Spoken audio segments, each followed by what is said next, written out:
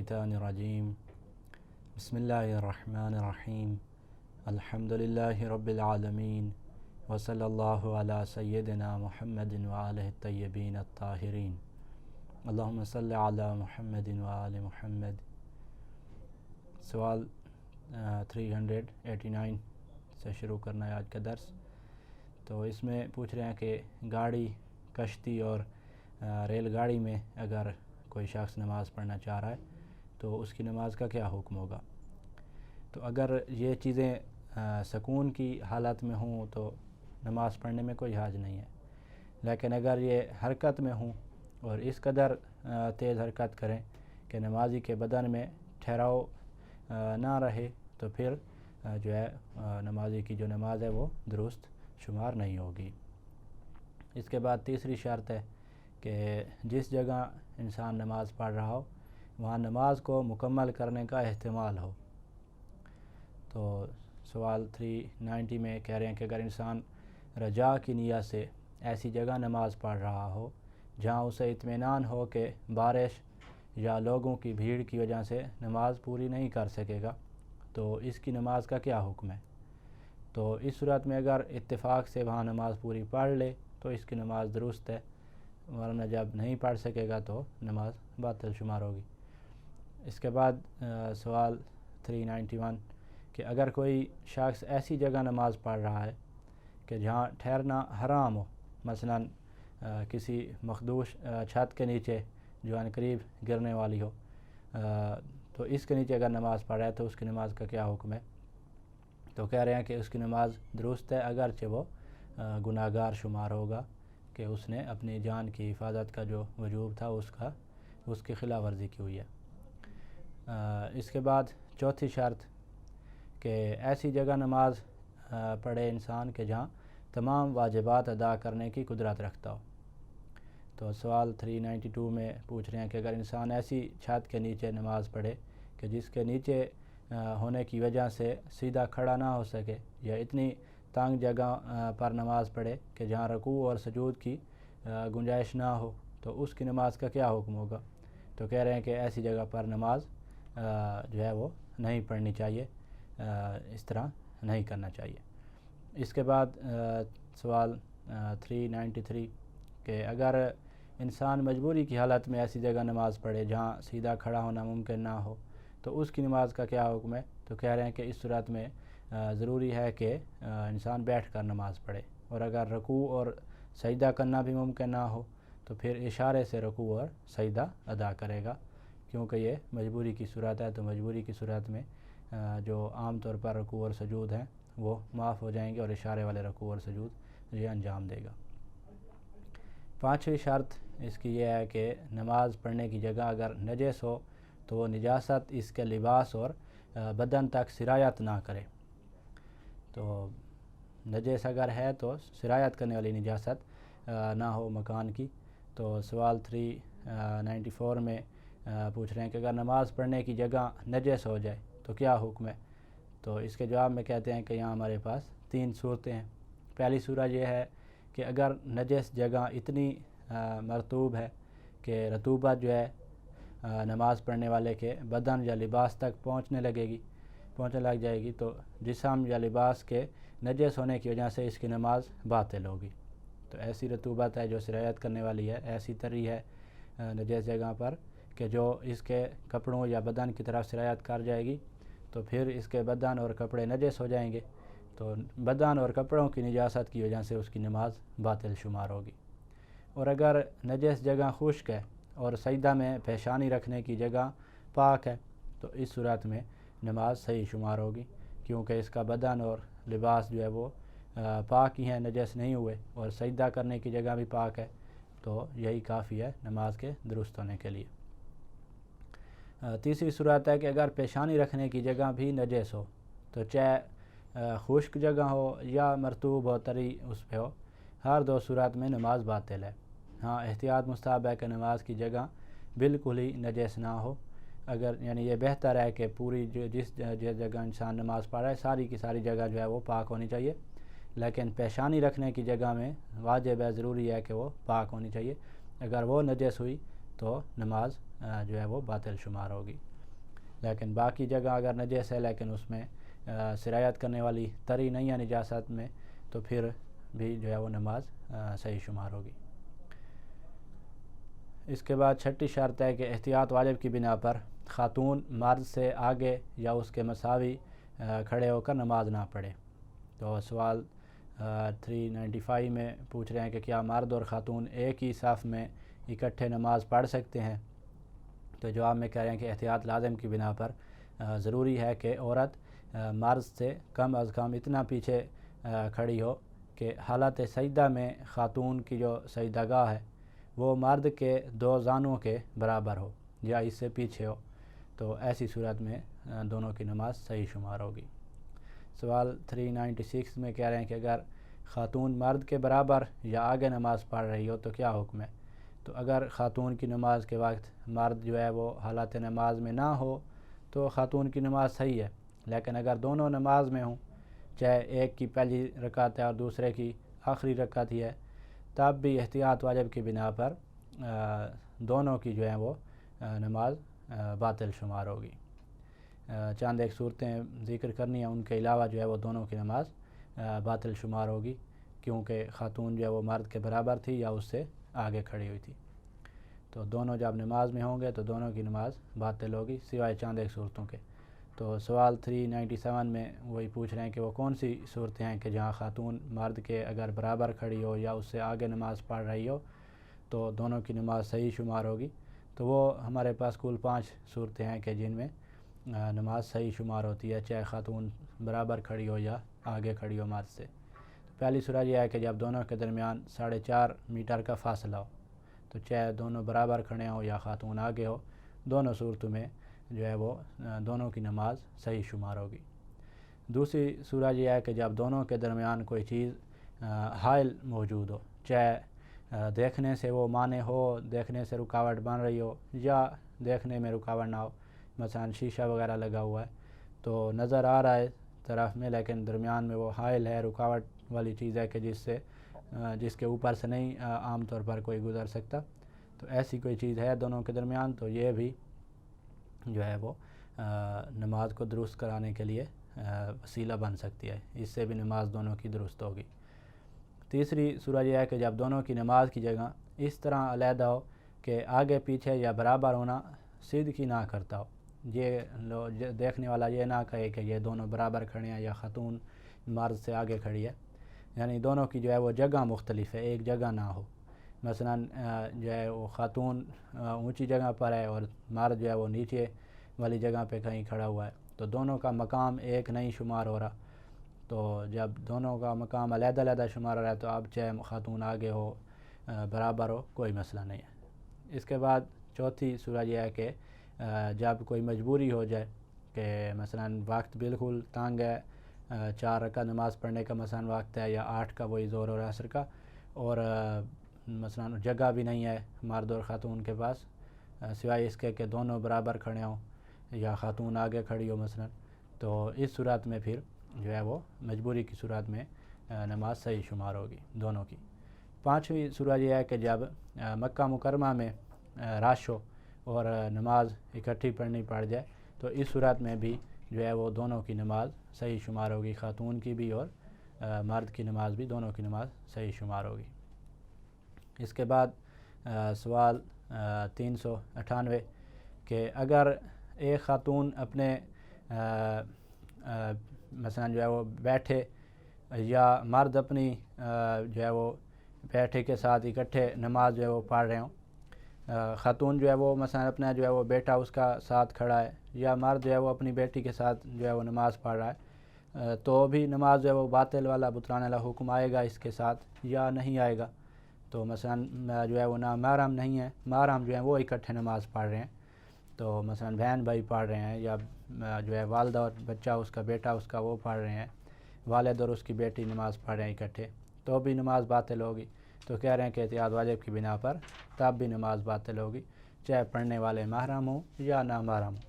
البتہ اگر دونوں میں سے ایک نابالغ ہو تو پھر دونوں کی نماز صحیح شمار ہوگی۔ تو اگر دونوں بالغ ہوئے تو پھر نماز احتیاط واجب کی بنا پر باطل ہوتی ہے۔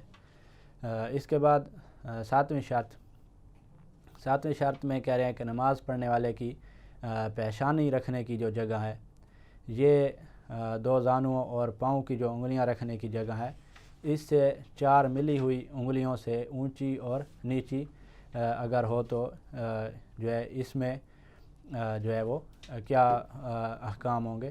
تو کہہ رہے ہیں کہ اس مسئلے کی جو مزید تفصیل ہے وہ سجدے کے احکام میں آئے گی کہ انگلیوں میں جو ہے وہ 4 ملی ہوئی انگلیوں جتنی یا اونچی اس سے ہو سکتی ہے یا اس سے نیچے ہو سکتی ہے، تو اس کی تفصیل سجدے کے احکام میں آنی ہے. پھر جو ہے سوال 399 میں کہہ رہے ہیں کہ ایسی جگہ جہاں گانا بجایا جاتا ہو وہاں نماز پڑھنے کا کیا حکم ہے. تو کہہ رہے ہیں کہ ایسی جگہ جہاں گانا یا حرام موسیقی بجائی جاتی ہو وہاں نماز باطل جو ہے وہ شمار نہیں ہوتی. البتہ گانا سننا یا موسیقی سننا یہ حرام کام ہوگا، نماز جو ہے وہ صحیح شمار ہوگی. اس کے بعد 400 نمبر سوال کہ وہ کون سے مقامات ہیں کہ جہاں نماز پڑھنا مستحب ہے. تو جواب ہے کہ اسلام کی مقدس شریعت میں بہت تاکید گئی ہے کہ نماز مسجد میں ادا کی جائے. تو مساجد میں سب سے بہتر مسجد الحرام ہے، اور اس کے بعد مسجد النبوی ہے، اور اس کے بعد مسجد کوفہ ہے، اور پھر جو ہے وہ بیت المقدس کا درجہ آتا ہے 4تھے نمبر پہ. تو ان مساجد کے بعد جو ہے وہ شہر کی جامع مسجد ہے، اور پھر محلے کی مسجد، اور اس کے بعد جو ہے وہ بازار کی چھوٹی سی جو مسجد ہے اس کا نمبر آتا ہے. تو ان مساجد میں جو ہے وہ نماز پڑھنا مستحب شمار کیا گیا ہے. اور پھر فضیلت جو ہے وہ مسجد نبوی سے مثلا مسجد کوفہ کی فضیلت کام ہے، پھر بیت المقدس کی اس سے کام ہے، پھر جامع مسجد سے جو ہے وہ محلے والی مسجد میں فضیلت کام ہوگی، پھر بازار والی مسجد میں اس کا ثواب کام ہوگا محلے والی مسجد میں اگر نماز انسان پڑھتا ہے تو اس سے. تو اس کے بعد جو ہے وہ سوال 401 کہ کیا خواتین کے لیے بھی مسجد میں نماز پڑھنا مستحب شمار کیا گیا ہے. تو کہہ رہے ہیں کہ جی ہاں، مردوں کی طرح خواتین کے لیے بھی مسجد میں نماز ادا کرنا مستحب ہے. البتہ خواتین کے لیے بہتر یہ ہے کہ ایسی جگہ اختیار کریں کہ جہاں نامحرم کی نظروں سے محفوظ رہیں، چاہے گھر میں نماز پڑھ رہی ہوں یا مسجد میں ہوں یا کوئی اور جگہ. تو جس جگہ بھی نماز پڑھ رہے ہیں تو ایسی جگہ اختیار کریں جہاں نامحرم کی نگاہ سے وہ محفوظ ہوں. اس کے بعد 402 سوال کہ کیا ائمہ اہل البیت علیہ السلام کے حرموں میں نماز پڑھنا مستحب ہے. تو کہہ رہے ہیں کہ ائمہ علیہ السلام کے حرموں میں نماز پڑھنا مستحب ہے، بلکہ کہا گیا ہے کہ مسجد میں نماز پڑھنے سے بہتر ہے. اور روایات میں ہے کہ امیر المومنین علی علیہ السلام کے حرم اطہر میں نماز پڑھنا 2 لاکھ نمازوں کے برابر ہے. تو یہ ثواب جو ہے وہ مساجد سے کئی گنا زیادہ ثواب ہے. تو ایسی یعنی روایات ہیں کہ جو ان ائمہ علیہ السلام کے حرموں میں کہتی ہیں کہ مساجد سے بھی زیادہ ثواب ہے. جیسے بالخصوص مولا علی علیہ السلام کے حرم کے بارے میں بہت ساری روایات ہیں کہ 2 لاکھ نمازوں کے برابر جو ہے وہ ثواب ملتا ہے مولا کے حرم میں نماز پڑھنے کا. اس کے بعد 403 سوال کہ جو شخص مسجد میں نماز نہیں پڑھتا تو اس کے بارے میں کیا حکم ہے. تو کہہ رہے ہیں کہ اگر کوئی شخص مسجد کے پڑوس میں رہتا ہو اور بغیر کسی عذر کے وہ نماز مسجد میں نہ پڑھے تو اس کی نماز مکروہ ہے. اور جو شخص مسجد میں نہ آتا ہو مستحب ہے کہ انسان اس کے ساتھ مل کر کھانا نہ کھائے اور اپنے کاموں میں اس سے مشورہ نہ لے، اور اس کے پڑوس میں نہ رہے، اور نہ اس سے رشتہ لے اور نہ اس کو رشتہ دے. یہ بھی روایات میں اس طرح وارد ہوا ہے. اس کے بعد 404 سوال کہ وہ کون سے مقامات ہیں کہ جہاں نماز پڑھنا مکروہ ہے. تو چند مقامات ایسے ہیں کہ جہاں پر نماز پڑھنا مکروہ ہے، جن میں سے کچھ کو بیان کیا گیا اس کتاب میں. تو پہلا ہے کہ حمام میں جو ہے نماز پڑھنا یہ مکروہ ہے. دوسرا شور زدہ زمین جو ہے اس میں جو ہے نماز پڑھنا مکروہ ہے. اسی طرح تیسرا جو ہے وہ کسی انسان کے مقابل انسان سامنے بیٹھا ہو اور اس کے سامنے جا کے نماز پڑھنا، وہ ہماری طرف اس نے منہ کیا ہوا ہو، یہ مکروہ ہے. چوتھا یہ ہے کہ اس دروازے کے سامنے نماز پڑھنا مکروہ ہے کہ جو کھلا ہوا ہو. تیسرا ہے کہ سڑک اور گلی کوچے میں نماز پڑھنا بھی مکروہ ہے، بشرطے کہ جب گزرنے والوں کے لیے زحمت کا باعث بنے، باعث نہ ہو. اور اگر باعث زحمت ہو تو پھر ان کے راستے میں رکاوٹ ڈالنا حرام ہوگا. تو اگر زحمت کا باعث نہ بنے تو پھر مکروہ ہے. اور اگر ان کے راستے میں رکاوٹ کا باعث بنے تو پھر گلی اور کوچے وغیرہ میں نماز پڑھنا حرام ہوگا۔ چھٹا مکروہ یہ ہے کہ آگ اور چراغ کے مقابل نماز پڑھنا، سامنے آگ جل رہی ہے یا چراغ دیا جلا ہوا ہے تو اس کے سامنے نماز پڑھنا یہ مکروہ ہے۔ ساتواں مکروہ یہ ہے کہ باورچی خانے میں اور ہر اس جگہ جہاں آتش دان ہو تو وہاں بھی نماز پڑھنا مکروہ ہے۔ آٹھواں مکروہ ہے کہ ایسے گڑھے کے سامنے کہ جس میں پیشاب کیا جاتا ہو اس جگہ بھی نماز پڑھنا مکروہ ہے۔ نواں ہے کہ جاندار چیز کی فوٹو یا مجسمے کے سامنے جو ہے وہ نماز پڑھنا بھی مکروہ ہے، سوائے اس صورت میں کہ جب اس کو ڈھانپ دیا جائے تو پھر مکروہ جو ہے وہ ختم ہو جائے گا۔ 10واں مکروہ ہے کہ ایسے کمرے میں کہ جس میں مجنب شخص موجود ہو وہاں نماز پڑھنا یہ بھی مکروہ ہے۔ 11واں مکروہ ہے کہ جس جگہ فوٹو ہو چاہے وہ نماز پڑھنے والے کے سامنے نہ بھی ہو تو اس جگہ بھی پیچھے ہو، بیک سائڈ یا دائیں سائڈ بائیں سائڈ پہ ہو تو سامنے نہ بھی ہو تب بھی مکروہ ہے۔ 12واں ہے کہ قبر کے مقابل قبر کے سامنے جا کے نماز پڑھنا یہ بھی مکروہ ہے۔ 13واں ہے کہ قبر کے اوپر جو ہے وہ نماز پڑھنا یہ بھی مکروہ ہے۔ 14واں ہے کہ دو قبروں کے درمیان جو ہے وہ نماز پڑھنا یہ بھی مکروہ ہے۔ اس کے بعد مسجد کے احکام شروع کر رہے ہیں تو 405 نمبر سوال میں کہ اگر مسجد نجس ہو جائے تو کیا حکم ہے؟ تو جواب ہے کہ مسجد کی زمین، دیواروں کی اندرونی جانب اور اسی طرح چھت کی جو اندرونی اور بیرونی جانب کو نجس کرنا حرام ہے، اور جس شخص کو نجاست کا پتہ چل جائے کہ مسجد کی جو ہے وہ مثلا دیوار یا سین وغیرہ نجس ہے تو وہ نجس مقام کو فوراً پاک کرے گا، اس پر واجب ہے۔ اس کے بعد 406 سوال کہ مسجد کی دیوار کو بیرونی جانب سے نجس کرنے کا کیا حکم ہے؟ تو اگر بیرونی جانب سے نجس کرنا بے حرمتی کا سبب بن رہا ہو تو نجس کرنا حرام ہے، اور اتنی مقدار نجاست کا زائل کرنا واجب ہے کہ جس سے بے حرمتی ختم ہو جائے، بلکہ اگر بیرونی جانب کو نجس کرنے سے بے حرمتی نہ بھی ہو تب بھی کہہ رہے ہیں کہ احتیاط مستحب ہے، بہتر ہے کہ بیرونی جانب کو نجس نہ کیا جائے۔ اس کے بعد 407 سوال کہ اگر کوئی شخص مسجد کو پاک کرنے پر قادر نہ ہو تو اس کا کیا وظیفہ ہے؟ تو اگر کوئی شخص نہ خود قادر ہو اور نہ ہی کوئی مددگار دستیاب ہو اس کو تو مسجد کا پاک کرنا اس پر واجب نہیں ہے، البتہ اگر کسی دوسرے کو اطلاع دینے سے یہ کام ہو سکتا ہو اور نجاست کا باقی رہنا جو ہے وہ بے حرمتی کا سبب ہو تو اطلاع دینا ضروری ہوگا اس شخص کے لیے۔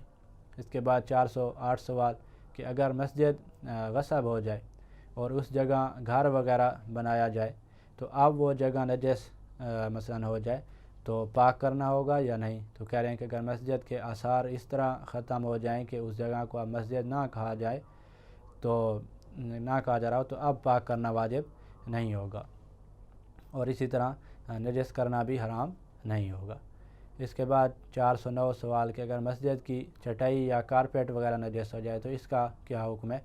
تو کہہ رہے ہیں کہ اس کو پاک کرنا ضروری ہے، اور اگر نجس حصے کو کاٹنا پڑ جائے تو ضروری ہے کہ اسے کاٹ دیا جائے، البتہ ایک قابل توجہ مقدار کا کاٹنا یا اس طرح پاک کرنا کہ اس میں نقص آ جائے تو اشکال سے خالی نہیں ہے، سوائے اس صورت کے کہ جب طہارت کا ترک کرنا بے حرمتی کا سبب ہو تو اس صورت میں ضروری ہے کہ سب جو ہے وہ حرمت کو جو ہے وہ دور کیا جائے، اور دونوں طریقے جو ہے وہ نقصان جو ہے وہ پانی سے پاک کرنے کی وجہ سے یا کاٹنا، دونوں میں جس میں نقصان کم ہوگا اس طریقے کا انتخاب کر کے جو ہے وہ اس جگہ کو پاک کر دیا جائے تو نقصان خیر کر دیں گے، لیکن بے حرمتی کو ختم کرنے کے لیے جس کا نقصان کم ہوگا وہی کام کیا جائے گا۔ اس کے بعد 410 سوال کہ مسجد میں نجاست داخل کرنے کا کیا حکم ہے؟ تو اگر مسجد میں نجاست لے جانے سے مسجد کی بے حرمتی لازم آ رہی ہو تو نجاست کا داخل کرنا حرام ہے، چاہے اس نجاست کے داخل ہونے سے مسجد نجس نہ بھی ہو رہی ہو تب بھی نجاست کا داخل کرنا حرام شمار کیا گیا ہے۔ اس کے بعد ہے کہ کیا مسجد میں تصویریں لگانا جائز ہے؟ تو احتیاط مستحب ہے کہ مسجد کو انسانوں یا دوسرے جاندار چیزوں کی تصویروں سے نہ سجایا جائے۔